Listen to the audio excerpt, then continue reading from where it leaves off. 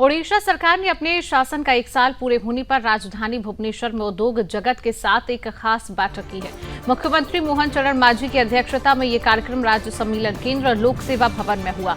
इस सत्र में राज्य सरकार के मंत्री, अधिकारी, उद्योगपति, स्टार्टअप प्रतिनिधि और महिला उद्यमियों ने भाग लिया। मुख्यमंत्री ने बताया कि बीते 1 साल में राज्य ने तेजी से औद्योगिक तरक्की की है। इस दौरान 206 नई औद्योगिक परियोजनाओं को मंजूरी मिली। वहीं 1.78 लाख करोड़ की लागत वाली 56 परियोजनाएं शुरू हुई हैं, जिनमें 1,01,000 लोगों को रोजगार मिलेगा। दिल्ली, मुंबई और सिंगापुर में रोड शो के जरिए ओडिशा को रसायन, धातु, टेक्सटाइल, इलेक्ट्रॉनिक्स और मैन्युफैक्चरिंग का हब बताया गया। मुख्यमंत्री ने कहा, हम केवल वादे नहीं कर रहे बल्कि जमीन पर काम भी कर रही हैं।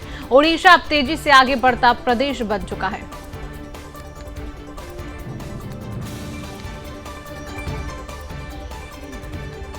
तो तेजी से उभरता हुआ औद्योगिक हब बन रहा है। उड़ीसा इंडस्ट्री को एक नया भरोसा मिला है और उड़ीसा ने यहां पर इतिहास रचा है। सीएम मांझी की अगुवाई में उड़ीसा निवेश का केंद्र बन चुका है। तस्वीरें आप टीवी स्क्रीन पर देख रहे हैं। निवेश से परिणाम तक की एक विकास गाथा जो है वो उड़ीसा में लिखी जा रही है। तो इंडस्ट्री को अब एक नया भरोसा मिला है। उड़ीसा ने एक नया इतिहास यहां पर रच दिया है और उड़ीसा अब निवेश का एक केंद्र बन चुका है। नीतियों से लेकर परिणाम तक अब विकास की गाथा उड़ीसा में लिखी जाएगी। तेजी से औद्योगिक हब जो है वो उभर रहा है। देश को एक नई ताकत यहां पर मिल रही है और नया भरोसा इंडस्ट्री को मिल रहा है। हमारा जो नया सरकार उड़ीसा में आया है और सरकार का 1 साल पूरा होने की और 2-3 दिन अभी बाकी है।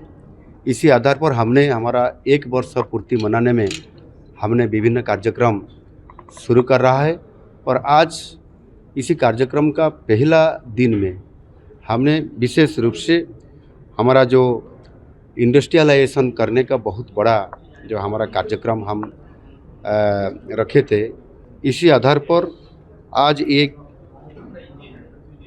कॉन्फ्रेंस हमने सारी उद्योगपतियों का साथ, जो शिल्पपति और इन्वेस्टर्स, जो बड़ा बड़ा शिल्पपति, उनके साथ एमएसएमई सेक्टर का उद्योगी और महिला उद्योगी, उनके साथ स्टार्टअप क्षेत्र में जो उद्योगी लोग काम कर रहे हैं, उसको बुलाते हुए एक बहुत बड़ा कॉन्फ्रेंस हमने आज शुरू किए।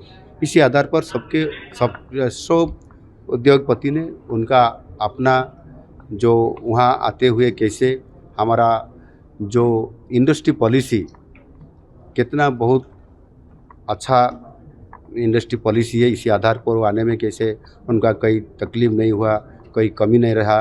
एट द प्रॉपर टाइम उसको